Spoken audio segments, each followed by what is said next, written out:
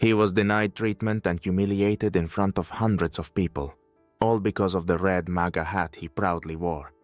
Dr. Lee ruthlessly kicked him out of the clinic, not knowing that he was standing before the mayor of the city. When the truth was revealed, the consequences were shocking and everything around them changed. How will John Miller deal with this injustice and shift public opinion? Let's start from the very beginning. John Miller, the mayor of a small American town, had always been a person who drew attention, not just because of his status, but also due to his bright MAGA hat, a constant companion during his morning meetings and evening walks. Today, however, he wasn't feeling well. Perhaps it was a cold or something more serious, and he decided to seek medical help. Despite his position, John preferred to visit regular medical centers to stay connected with the residents and show that he was just like everyone else.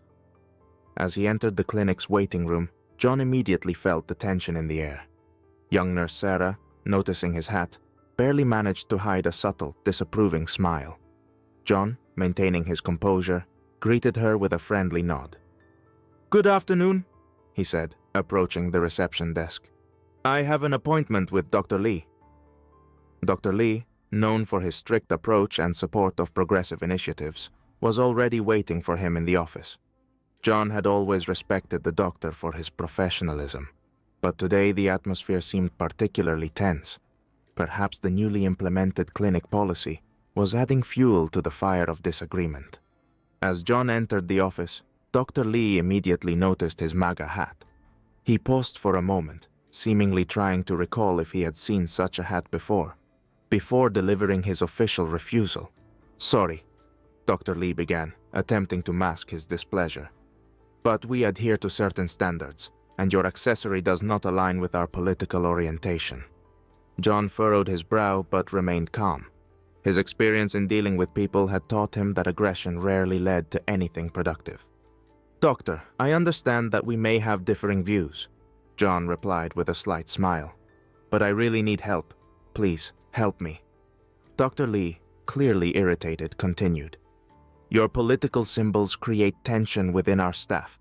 We can't guarantee we'll be able to provide quality care in such an atmosphere." John tried to diffuse the situation with an even bigger smile. "I understand our views may differ, but health should come first. Let's focus on my condition." At that moment, Sarah, observing the conversation from the hallway, couldn't resist her curiosity and began filming the exchange on her smartphone. Clinic staff exchanged glances, and a few visitors stopped to watch the unfolding situation. One of them, a man in glasses, quietly commented, "Wonder how this will end." "Maybe it's the start of the clinic's new policy," added a woman standing nearby, winking. Noticing that everyone's attention was on him, Dr. Lee tried to maintain his professionalism. "Maybe someone else can help you?" he asked, attempting to steer the conversation toward a more neutral topic. Sarah, still filming, suggested, "Maybe Dr. Smith could help. He seems more open-minded." Dr. Lee shot her an irritated look. "No," he replied curtly. "I think this is the best solution." Feeling the rising tension and realizing that the conversation had spiraled out of control, John decided not to give in to his emotions. "Fine, if you think that's necessary, but I will leave a review of your behavior." The crowd around them started whispering, some supporting John, applauding his composure, while others were astonished by how things were unfolding. A young man winking said, "Well, this is going to be an interesting day." John, maintaining his composure, smiled and, nodding his head, exited the office. As he stepped out, he was met with mixed glances. Some nodded approvingly, others eyed him with suspicion. Sarah, still filming, approached John and said, "Sorry for the trouble, Mr. Miller. Hope you feel better soon." John smiled and replied, "Thanks, Sarah. I hope the clinic finds a way to resolve its internal issues." As he walked out of the clinic, he noticed one of the visitors laughing with a friend, saying, "Can you believe the mayor of the town was refused treatment because of his hat? A real news day." John simply shrugged and headed to his car, reflecting on how symbols sometimes create unnecessary barriers. Despite the humiliation, he kept his inner calm, knowing that this incident would mark the beginning of change. "Well," he thought with a touch of irony. You never know when your hat will become the main star of the day. John Miller left the office with a light smile, confident that the situation wouldn't spiral out of control. However, as soon as he stepped into the hallway, Dr. Lee quickly followed him, his irritation clearly showing. "Wait, John," Dr. Lee began sharply. "You don't understand what you're talking about. Your beliefs are causing a conflict here, and I can't recommend you for treatment." John, maintaining his calm, raised his hands in a gesture of peace. "Dr. Lee, I'm not here for a political debate. Just help me feel better." Dr. Lee, clearly losing his patience, began explaining angrily. "It's not just a hat, John. It's a symbol that causes division among our staff. I can't guarantee you objective treatment in such an environment." At that moment, Sarah, the nurse, continued filming the scene on her smartphone, which was already gaining hundreds of views online. The crowd that had gathered around began whispering and discussing the situation. Some looked at Dr. Lee disapprovingly, while others sympathized with John. "This is outrageous," whispered a man with glasses, nodding toward John. "How could they treat the mayor like this?" "And so what? Let him show his traditional values," added a woman nearby, winking at her companion. Dr. Lee, feeling his support slipping away, tried to find a compromise. "Maybe there's another doctor who could help you?"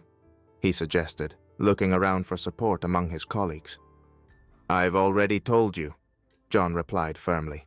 "There's no one else who will see me." Realizing that the conversation had reached a dead end, John decided to take action. He calmly pulled out his phone and started recording, showing the video of Dr. Lee refusing to treat him. "See, doctor," John said with a smile. "You've just recorded yourself. I think it's time to rethink your position." The crowd around them began to laugh and applaud John for his composure and quick wit. Some even raised their phones to capture the moment as Dr. Lee started to lose his composure. "This is hilarious," exclaimed a young man recording the scene. "Dr. Lee clearly isn't prepared for situations like this." "Yeah, really," added the woman, laughing. "The mayor isn't just some guy with a hat." Dr. Lee, now unable to control his emotions, began to angrily defend himself. "You don't understand. I'm just doing my job." "Your job is to judge people by their beliefs?" John responded calmly. "That's not professionalism. That's just bias." At that moment, another clinic staff member rushed into the hallway, noticing the growing crowd. "What's going on here?" he asked, looking at the escalating tension. "Dr. Lee is refusing to treat the mayor of the town because of his hat," John replied with irony. "Oh, really?" the new staff member asked, surprised.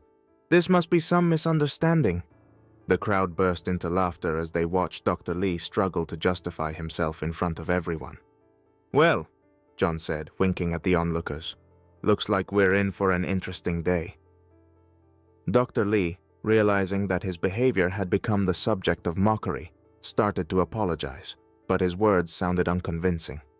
I just don't know what else to do," he muttered, trying to save face. Sarah, still filming, approached John and said, "Mr. Miller, the video is already circulating on social media. Your address has gotten a lot of positive feedback." "Great," John replied with a smile. "I hope this helps change the way people view those with different opinions." The crowd began to applaud John, supporting him for his calm and confidence. One of the onlookers, a young guy with a baseball cap, shouted, "Wow! The mayor's the real hero of the day!" "I'm not sure I'd call him a hero, but restraint isn't such a bad thing," another person added, laughing. Dr. Lee, seeing that his support had evaporated, felt humiliated and confused. He tried to leave the hallway, but was stopped by the clinic's supervisor, who had arrived to witness the situation. "Dr. Lee," the supervisor said sternly, "we need to discuss your behavior. This is unacceptable." "But I was just following my principles," Dr. Lee argued, already leaving the room. "Principles?" the supervisor asked, looking at him with disbelief. "Your principles have led to a public embarrassment for the clinic. We can't allow this kind of discrimination." Dr. Lee nodded silently, understanding that his job was now at risk. He quickly left the clinic, leaving behind mixed emotions and the realization of his mistakes. John, watching the scene unfold, felt satisfaction knowing that justice was on his side.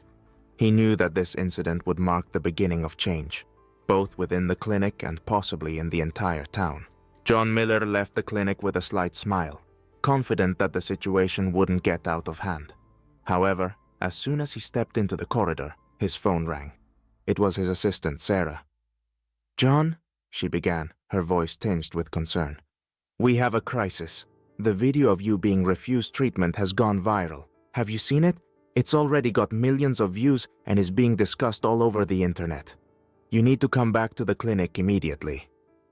John frowned, realizing the situation had spiraled out of control. "All right," he replied calmly. "I'll head back.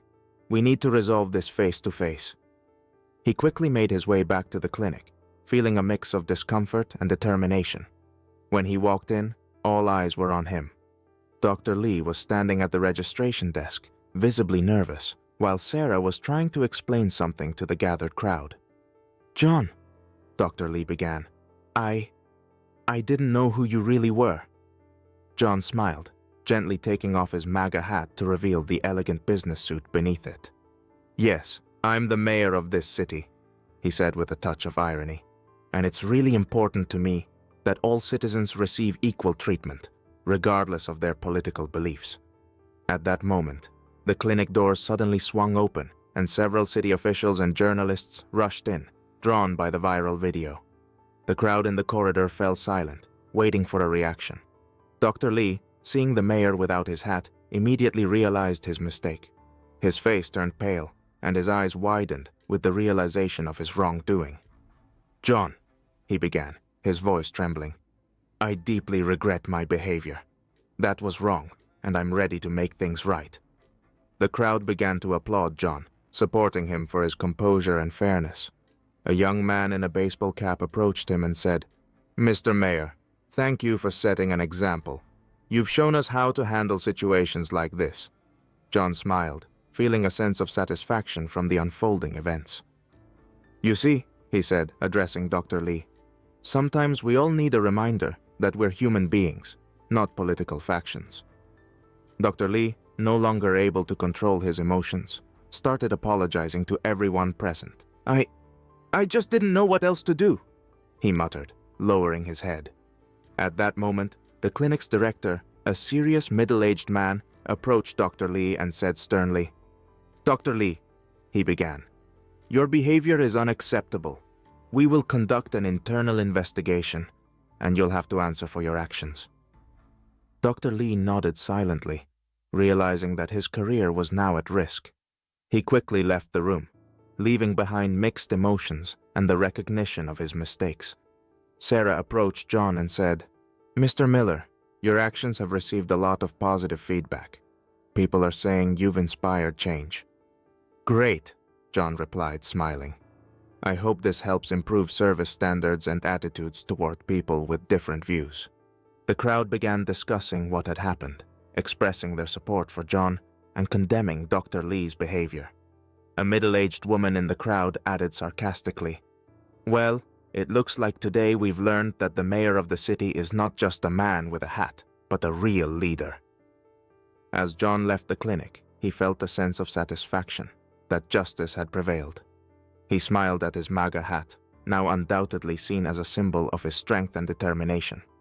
Sometimes all it takes is a little humor and a big heart to change the world for the better, he thought, walking ahead, surrounded by the support of the townspeople.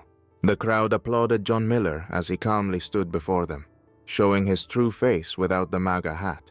His business suit highlighted the seriousness of the moment, while the smile on his face spoke of his inner confidence and goodwill.